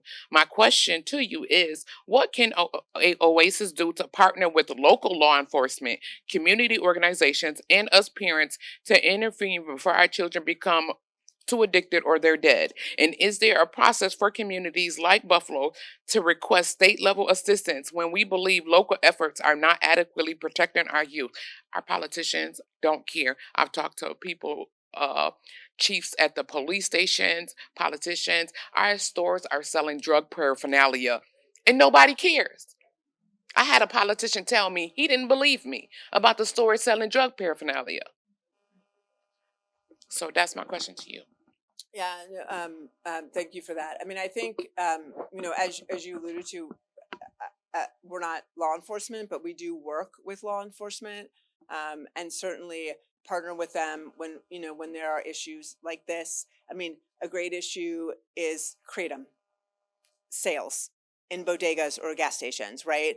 And so then hearing from the community, this is a major problem. We have to figure out how to do this. So now there's new laws about really protecting young people, so kratom cannot be sold to people who are under the age of 21, that kind of thing. And that, is it really kratom? Is it, we need to have the list of ingredients and a warning on label on it that you can become addicted to it. So those kinds of partnerships happen. And so, I hear you. I mean, we work with the state agencies, and the state agencies that then oversee, the local ones. So I mean, that definitely happens, and we continue to provide training and figure out ways in which we can work together. I think also, we have a robust prevention portfolio as well for young people. And so I think for us, a lot of the focus is on making sure that that young people, not just young people, it's really the whole, everybody, but are aware of what substances are, what the risks of using those substances are, using harm reduction approaches to reduce the risk of developing addiction or, additional harms. And then and helping with coping skills. I mean, I think that's another really big area is, again, the world has changed. It's harder and harder for young people. And so, how can we help with healthy coping skills so that we don't turn to a substance, but instead turn, to talking to a friend or whatever, going for a walk or whatever it is that helps each individual cope with the stress that they're feeling. So I think both through those prevention efforts and then certainly in working across agencies with law enforcement and criminal justice, are ways that we are really trying to address this. Hi, everybody. I'm Matt Smith. I'm the Executive Director of Prevention Focus. Nice to see a lot of people I know here. I'm also the chair for PX21, which is all the prevention agencies in Erie County, and I'm chair of the Western Chemical Dependency Consortium, which is all 8 counties. I've been in this business for 35 years, in prevention specifically, so therefore I've lived in a state of paranoia throughout my entire career. Just disclosure. I just would like to ask about, we received word about, prevention agencies getting directly funded federally and a movement to how this is all being done. And of course, as we inch closer to 2027, is there any way you could give us a little bit of an update as far as what we're leaning towards, what we're doing? You've been wonderful about making sure we all know that you support all four, with the prevention and the treatment and the harm reduction and the recovery, and New York State remains committed to all that. I guess, given what I've just shared with you about my paranoia, Chinazo, I'd love to hear more about where we are with the plan and, are you in a position to give us an update now? Yeah, I mean, so I think in terms of prevention, when I think about it, it's really kind of 3 buckets. So one is the work that's happening in the schools, of which there's a tremendous amount of work. We're in about 50% of school districts across the state of New York. And let me just say, as the Office of Mental Health is expanding the mental health-based school clinics, really making sure that prevention is part of that, the substance use prevention is part of that. I think, we would love to be in more schools. I think, as you know, not all the schools want us and our services in their schools. Again, stigma. But I think that this way of, if the doors are opening up for mental health clinics, kind of sliding in with that and working with OMH there is an area that we're focusing on. So we want to continue to expand our presence in schools and do that work. So the second bucket is community coalitions, right? So knowing, okay, schools, that's great, but people don't live in schools and they live in communities, and and so what are the ways in which that we bring the communities together to think about ways to address prevention? Some of this could be exactly like, here's an issue right here at this one location where there's drug sales, or here's an issue with the bodegas or gas stations and they're selling alcohol to minors or whatever, right? And so doing that work, that coalition work, and bringing the different parts of the community together and providing funding there. And then I would say the third big bucket is public awareness. And so making sure that people know that fentanyl is a problem or xylazine is a problem, that they know that there's, naloxone and fentanyl test strips, that they know that they can, call the helpline and figure out, where in their community they can get services. So, so those are really kind of the three big areas: school-based work, community coalitions, and then increasing public awareness.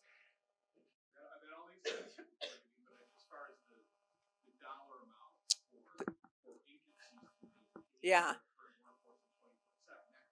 Yeah. So I think, so one of the things that I did not mention too about the opioid settlement dollars is they will last 18 years, but the dollars are going down. And this is the way that they're set up by the different litigations and the different companies and the Attorney General's office. So some companies that were sued paid all of the money out in 1 year or 2 years. Some of them paid out 10 years or 15 years. So what we know is that the dollars are dropping. That's going to lead us to make some tough decisions. So because all the stuff that we have been funding, we won't have the dollars to continue to fund that. So again, I'm going to go to the Opioid Settlement Fund Advisory Board asking, what their recommendations are. They're going to have to come up with some tough recommendations of like, we can no longer fund all these things, so which ones are going to get funded? And I don't know what they're going to say, right? And it's the case for across the whole system of services. So I mean, that is just the reality. And I think because we knew this, a lot of what we've done is, even in the first year or 2 years, taken those dollars and had multi-year contracts, because we know we can't just give a program, here's money for 1 year, and then the money comes and then the money ends. Like, to start a new program or to hire new staff, right? That doesn't make sense. And so our contracts are really multi-year contracts, but it isn't going to be a 15-year it's a 3-year contract or a 4-year contract or something like that, and the dollars will be going down.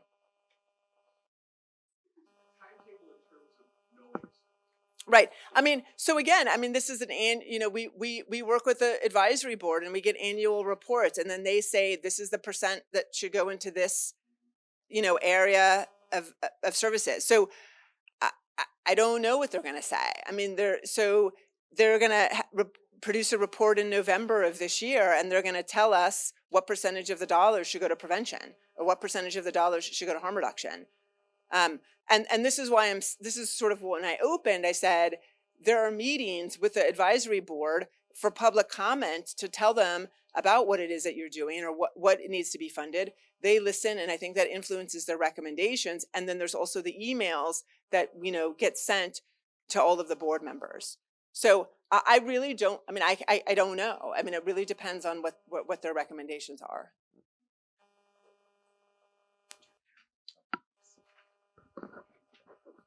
Hi, Commissioner. Thank you for being here. My name is Adam Smith Perez. I live in Buffalo, and I'm a reporter with the outlet Investigative Post. So for the last year, I've reported on the opioid settlement funds administered by OASAS to the city of Buffalo, and I'm going to respectfully push back a little bit on the notion that OASAS doesn't see these dollars or doesn't administer them. So the dollars in the city of Buffalo and local municipalities, they are administered by OASAS, and there's an annual report owed by the city of Buffalo and our other large cities outside of New York City under the Regional Abatement Fund rules. Those reports are due August 1st every year. I know this because in the spring, I received 49 pages through a records request of those reports from the city of Buffalo directly to OASAS. So one of my big questions for you is, what are you as an agency doing with that information from those reports from the city of Buffalo over the last couple of years, where they report what they're planning on doing with funds, what they've actually executed? And I also want to just talk a little bit more about my reporting and give some attribution here. So at the time that I reported my first story in December of last year, less than a third of the $6 million given to the city had been spent. And like Chris was saying, what has been spent raises many oversight concerns. You heard it from Chris, but this is my reporting that I broke. We've got, according to the city's Open Book Buffalo platform, you can see every city expenditure through that platform. Thousands of settlement funds were spent on lawnmowers for block clubs, snow blowers, several new vehicles with dubious utility in combating overdose for law enforcement and the fire department, and speakers for the city's fireboat. Until very recently, the only money that went to a treatment program in the city of Buffalo using opioid settlement funds from the city of Buffalo was to Save the Michaels of the World. They were given $500,000 to hire staff and build a residential reintegration program. That program never opened. Furthermore, your agency canceled millions in contracts over operational concerns to Save the Michaels. All the while, let's all remember why we're here. In the last 3 years, at least 500 people have died in the city of Buffalo alone. Now, I've reported also on how this is impacting local municipalities, and the trend holds. So I know that you've said that the city handles these funds once they get out the door.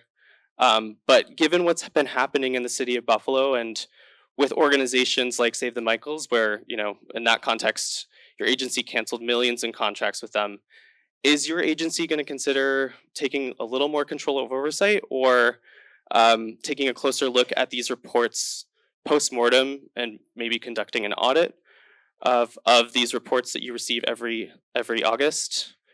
And I just want to know if there's any urgency in addressing this failure in spending in the state's second largest city, or any reflection that you can offer or share on the agency's rollout and what can be done in the future to prevent this from happening. So I do want to make a correction to my earlier comments. So there are direct funds that go to the city of Buffalo, and then there's regional abatement funds that go to the city of Buffalo. The direct funds do not go through OASAS. The regional abatement funds do go through OASAS and then to the city of Buffalo. In both of those cases, we do not tell local government how to use their dollars. We do not tell local government how to use those dollars. So part of this, again, this is about the legal agreements and all of the way this got divvied up across the United States and across the state of New York with the Attorney General's office, with the companies, with the local government units. So there are written in the agreements ways in which the dollars can be used, right? 9 different ways. This is public information. So it's treatment, it's housing, it's transportation, it's recovery, it's prevention. Those are all part of the agreements. So, we don't have the authority to tell, to come down and say, you're doing it this way or you're not doing it this way in terms of those local agreements. That is not the role of OASAS. But we do, so part of that is administered through us, part of that is not administered through us. In terms of reporting, we ask for the reports, we post their reports in terms of what their planned use is and what their actual use is, and we put that on our website. In terms of audits, we're in the process of conducting audits right now with local governments. So that is ongoing. And that, that again is part and what's written in the law. So that is happening. But again, I'm just going to say, right, that we don't have the authority to tell local governments how to use those dollars. And but the use of the dollars are clarified in the agreements that are the legal agreements from these lawsuits.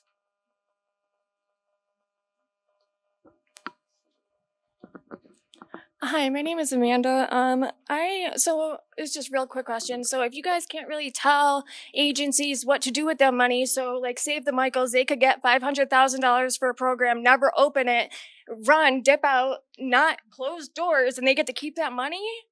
Like, or do they have to return it? Do you guys like, or do you guys not? Are you guys not able to tell them to return the money, or what? Because that's $500,000 that went to a closed agency that didn't do anything. That $500,000 could do so much for these boots on the ground organizations, and it's absolutely disgusting that Save the Michaels got this money and that they're not expected to pay it back or anything. Like, I don't know, it kind of seems like we can just get this money and then choose not to do anything, but they can close our doors, because that's the way it seems right now. So I think, so we worked with local government here on that specific, issue, and through a series of audits that occurred. And so funding is no longer going to that organization. So, I can't comment about that, but I can comment that we, again, in partnership with local government here, and because of audits and various practices that, the contracts have been terminated. It's okay. We can share. Thanks for being here this morning. My name's Emma Fabian, Executive Director of the New York State Harm Reduction Association. A couple of things that I just want to note, and also pay respect where it's due. When I came into the field about 12 years ago, which is not that long of a time, but it was really in Erie County in Western New York when fentanyl really hit the scene and our overdose deaths were just skyrocketed.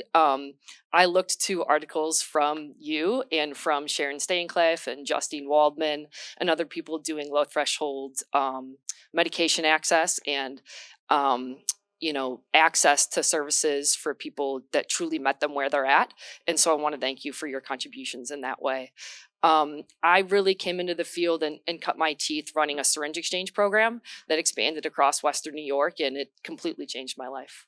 And that's, I'm going to change directions to talk a little bit about what I'm hearing in harm reduction right now is I run a statewide association with members and partners, primarily who run programs overseen by the New York State Department of Health, longtime syringe exchange providers, naloxone distribution, doing some incredible drug checking work right now, and other drop-in services that, again, truly meet people where they're at. And I've noticed in the past couple of years, something that I'm struggling with and have talked to a lot of people in this room about is this sometimes artificially constructed treatment versus harm reduction thing that has kind of in some ways become hard to take out of the opioid settlement fund discussion. Like they're very much sometimes a similar issue to me, and so I think I want to just raise up something that I think sometimes gets missed in the discourse about harm reduction these days. And it's that a lot of our syringe exchange harm reduction providers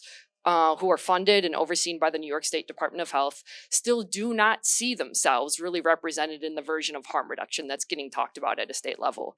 And I don't mean that in any ways to dismiss the tremendous progress that I think OASAS programs have made, specifically here in Western New York and Erie County.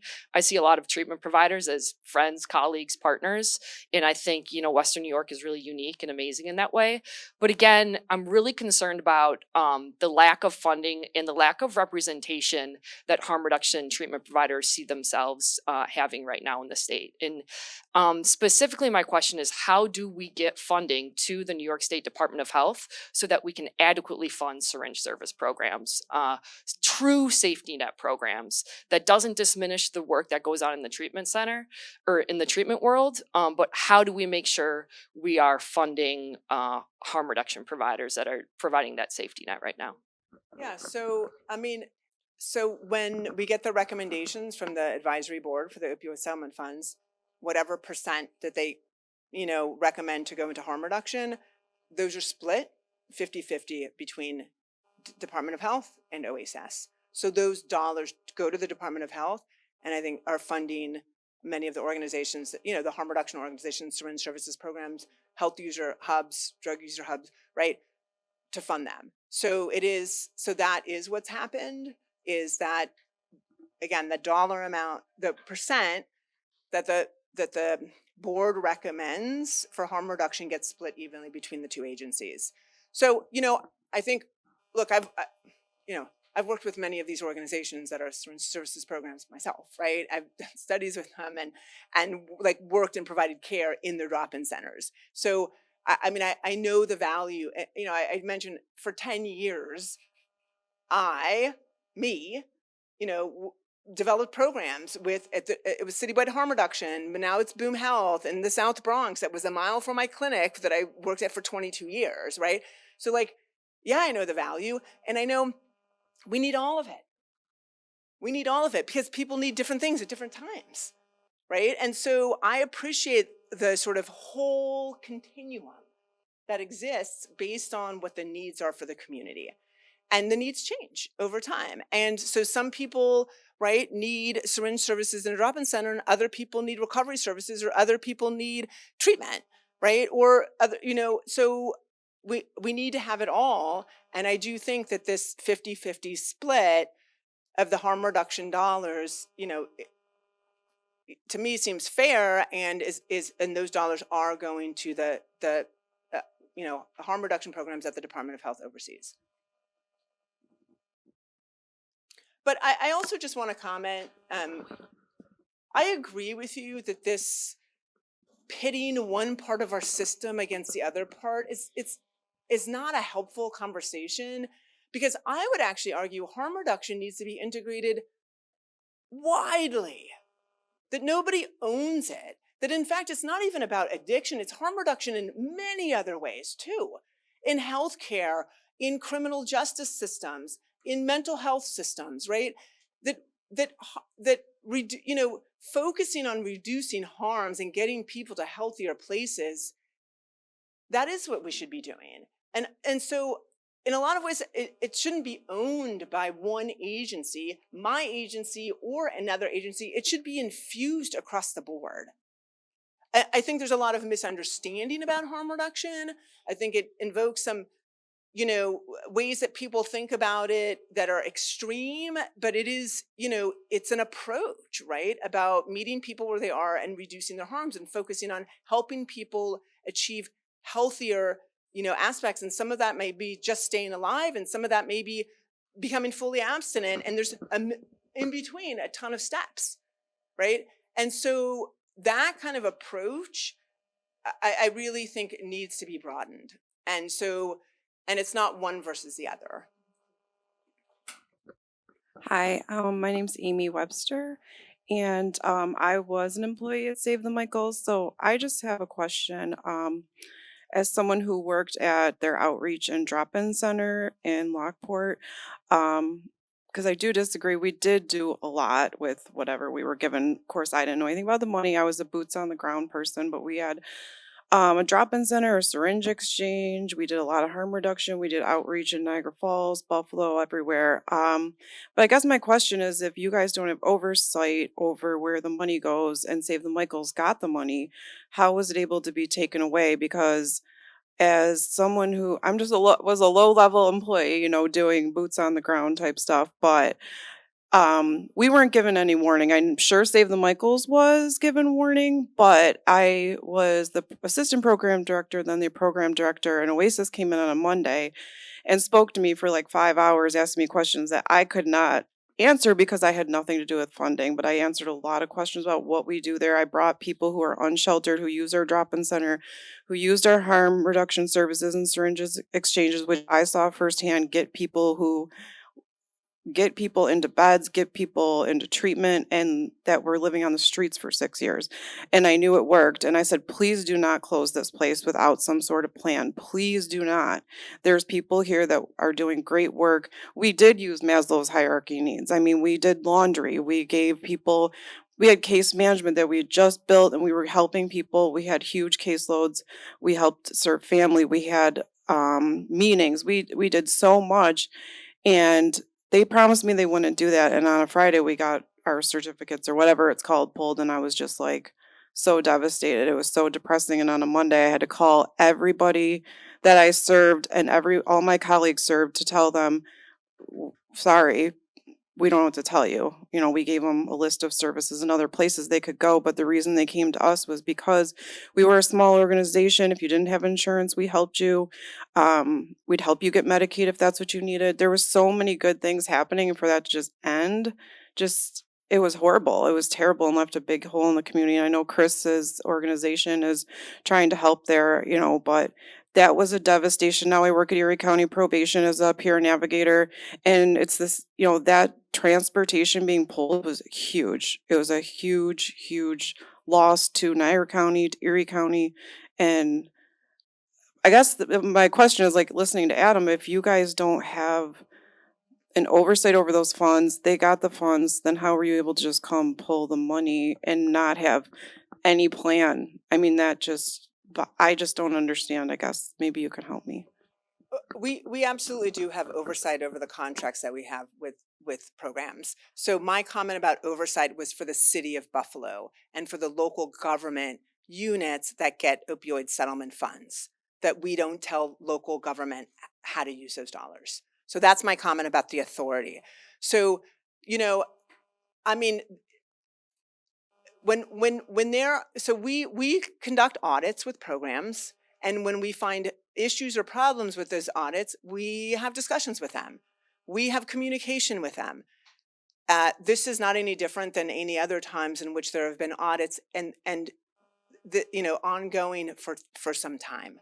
So obviously I can't speak to the communication that's happening in an agency and in an organization, but I can speak to the fact that these audit issues were found, were communicated over a substantial period of time. We worked with, again, the Erie County and Niagara County. We want to make sure that the services are still available to New Yorkers in the community, and then figure out with them how the dollars should be then used in that community in terms of, is it a new request for proposals, that kind of thing. And so really working with local government to figure out how those dollars should be repurposed so that the services continue in the community. And so, that we have had those conversations. I mean, I can't speak to like locally exactly what's happening here, but those are the collaborations that we have with state government and local government. And the dollars are still going to this community to provide those services, and then and then local government here is sort of figuring out how that path, should look going forward. Is this on? Okay. It's actually not a question. It's more of a comment. So when we're talking about the city of Buffalo opioid settlement funds, and we are a large provider, we have resources. And when I say resources, that doesn't always mean money. It just means we try to get our needs met like our other people. And for years, that RFP in the city of Buffalo, we didn't even know it got released. And so I say that because I think it was intentionally kind of maybe not as public. So what we did with that, though, is we made sure now we're in the know, but we also speak with our council people and we tell them what we need. And so while we're having this conversation with the commissioner, I do want to say, like, talking to people like Sarah Bonk, I don't know where Sarah went, she's probably hiding back there, but talking to our local people is critical as well. The city of Buffalo is a completely different pot, and it's intentional. Niagara County is a completely different pot. It's intentional. So I think we have to just make sure we're having these conversations for every person who has those control. And so I just encourage people to continue the conversation, because I was shocked when I read where the money went in actually your article, and I am a in the know provider. And so if that is happening for me, I think we all have a responsibility to make sure that we're trying to be informed and invite yourself to go to the city council and say what you need, because they're making decisions now. We have a new mayor. We have people who are listening. I don't know what they're going to do. Don't quote me on that.